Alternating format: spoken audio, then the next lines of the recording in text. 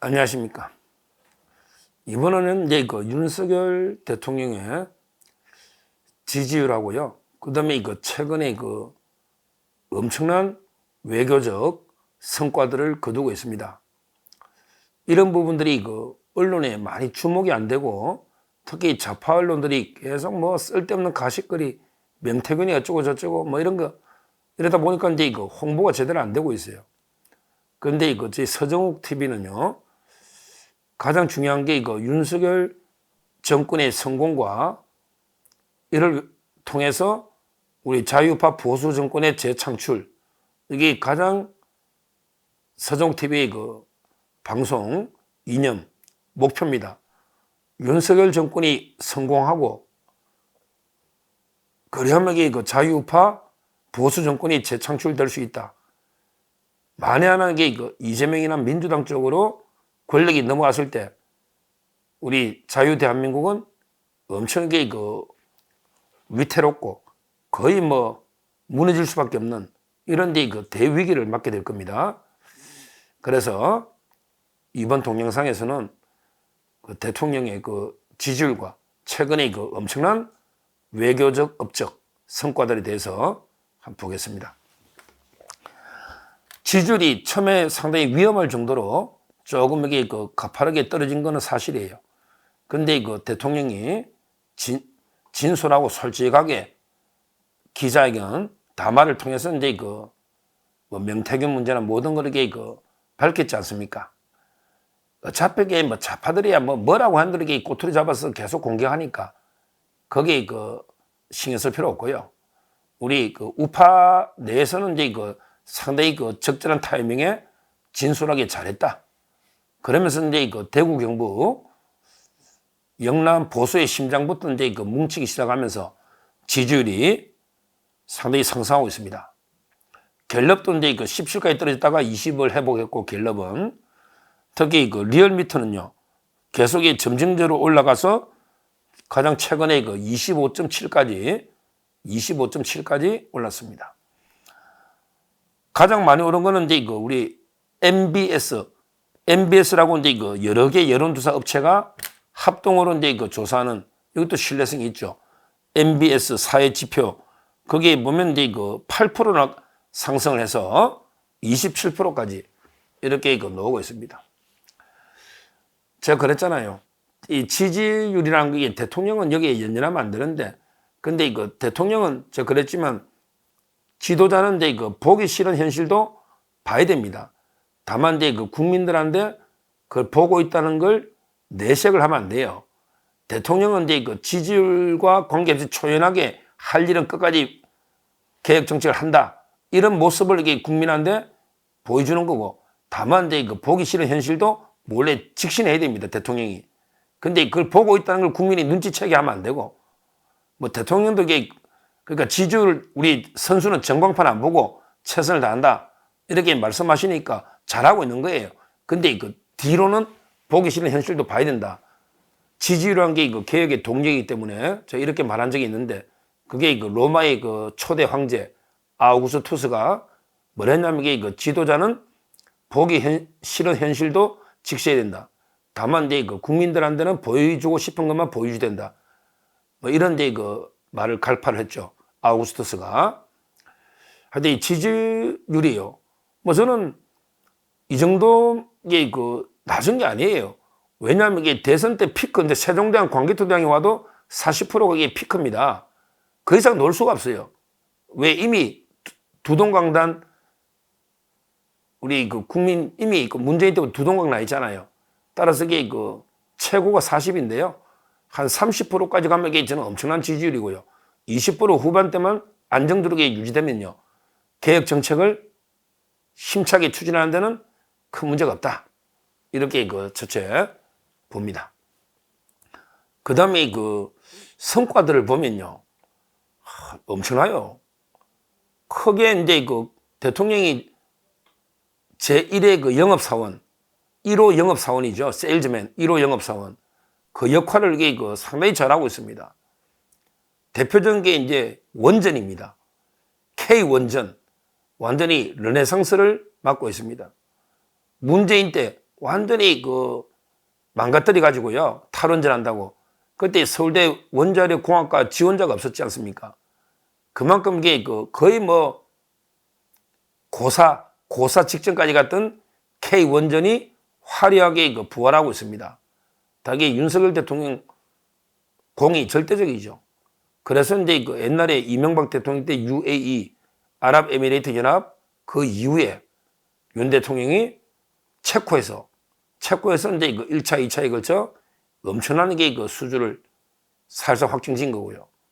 그 다음에 그 현대건설하고 또 이제 그 협조해서 불가리아에서도 이제 그 19조 가까운 엄청난 수주를 하면서 역시 이제 원전은 한국이다. 이런 이제 그 인식이 전 세계 상당히 그 우리 한국의 그 원전의 우수성을 알리고 있습니다. 이 원전이 미래 먹거리로 엄청난 겁니다. 미래는 게 그 에너지 모든 게 전기로 움직이는 시대예요. 요즘 이게 뭐 차량도 전기차 아닙니까? 모든 게 전기로. 그런데 원전만큼 저렴하게 그리고 안정적으로 전력을 만들어낼 수 있는 자원이 없어요. 전 세계가. 앞으로 이게 무궁무진한 시장이 있고 또 이게 원전을 오래되다 보면 해체를 해야 되잖아. 이 원전 해체 시장도 이게 뭐 전 세계적으로 이게 한 500조 가까운 엄청난 시장이 또 열립니다. 거기에 우리가 뛰어들면 이거 가지고도 이게 그 충분히 미래 먹거리로 삼을 수 있는 거예요. 그 다음에 또 하나 분야가요. 중요한 게 바로 방산입니다. 야, 이게 대단한 거예요. 방산. 왜? 유럽 같은 데는요. 오랫동안 이게 2차 대전 이후에 전쟁이 없었잖아요. 그러니까 이제 군인들도 뭐 상비군이 몇 명 안 되잖아요. 뭐 프랑스나 영국이나 독일이나. 근데 이 방산이라는 건 이게 실전처럼 이게 위기에 있는 나라들이 제대로 이게 만들어내잖아요. 우리처럼 이게 북한과 대치하고 있는 이런 나라는 이게 방위산업이 발전할 수밖에 없는 거 아니에요. 근데 오랫동안 평화무대에 젖어 있는 유럽이나 이게 안 된단 말이에요. 그래서 이번에 지금 제가 통계를 봤더니 우리 방위사업 업체들의 그 채용, 고용이요. 엄청나게 증가하고 있습니다. 이 말은 우리 실업 일자리 창출에도 이게 엄청나게 역할을 하고 있고요. 완전히 실적도 엄청난 실적을 내고 있어요. 요즘같이 이게 주식시장이 어려운데 하나 에어로스페이스 솔직히 저도 안 산 게 참 안타깝습니다. 옛날에 제가 볼 때 몇만 안 했는데 지금 몇십만 원, 30만 원 넘잖아요. 봤더니 하나그룹의 그 역대 채용 규모가 최대로 채용했다. 와. 또 이게 그 LIG 넥스원 있잖아요. LIG 넥스원. 한국판 패트리엇. 거기 그 청궁2 이런 걸 이게 생산하는 LIG 넥스원. 요게 2021년에 3,263명이 지금 이제 4,749명 이런 식으로 이게 45%나 늘었다는 거예요.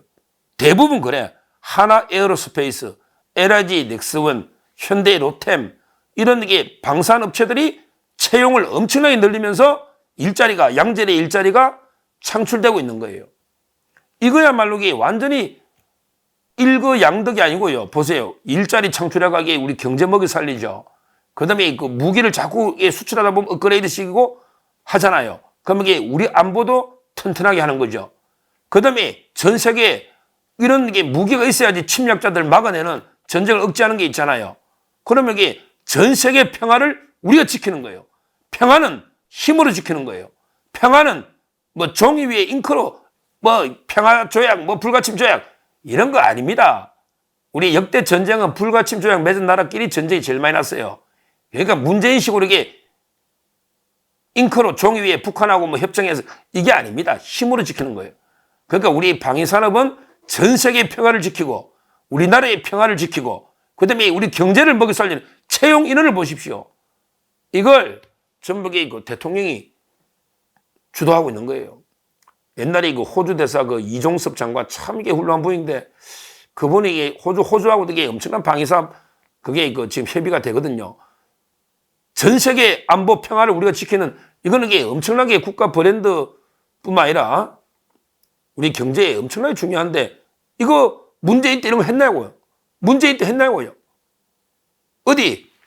문재인 때는요, 전 세계 어디 가도요, 혼자 맨날 혼밥 먹다가, 그 다음에 그 김정숙이 가고 싶은 관광지 있잖아. 뭐 타지마할이든, 저 피오르드 뭐 해변가 노르웨이 같은 데 있잖아. 또 이게 체코의 저 오래된 성당. 근데 이런데 김정숙이 가고 싶은 데만 쓱 갔지, 제대로 이게 이거 했나요, 외교를?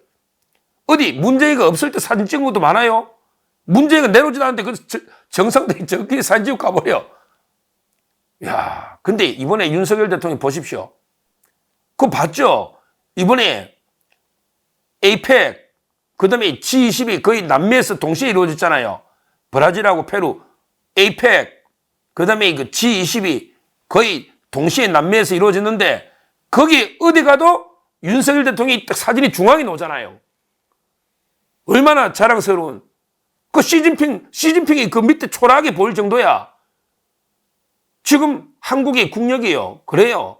지금 1인당 GDP도 일본을 앞질렀다. 이런 말이 나오지 않습니까? 지금 이게 국가 경쟁력도 독일을 앞지르고 있다. 이런 이야기 나오고 있지 않습니까? 물론, 이런 게 세계적인 외교 성과들이 이게 그 낙수 효과라, 낙수 효과, 트리클 다운, 낙수 효과에서 우리 직접 체감을 느끼기에는 아직 부족하니까 어렵죠. 지금 문제는 이게 그 국내 경기, 건설 경기예요. 이게 살아야 되는데 이게 어려우니까 건설이, 부동산이 어려우니까 이게 전체적으로 우리 국민이 힘든 건 사실이지만, 그러나 이게 외교적으로 가보면 엄청난 성과들이 나오고, 여기에 시차를 두고 저는 이제 그 국내 경기까지 온기가 퍼져나가지 않나, 이렇게 생각합니다. 이런 게 건설 부동산 경기 다 망친 게 제가 그냥 전 정권 탓하는 게 아니고요. 문재인 때 29번 부동산 대책하면서 이게 실패할 정도로 엄청나게 그 거품이 끼다 보니까 이 거품이 빠지는 과정에 엄청난 고통을 지금 겪고 있는 거 아니에요. 이건 팩트 아닙니까? 이게 꼭 제가 전 정권 책임 돌리는 게 아니고 팩트 아닙니까? 팩트. 하여튼 저는 뭐 윤석열 대통령이 그 외교적인 성과, 특히 그 안보, 경제, 이게 그 대단하다. 뭐 이렇게 그 평가를 합니다.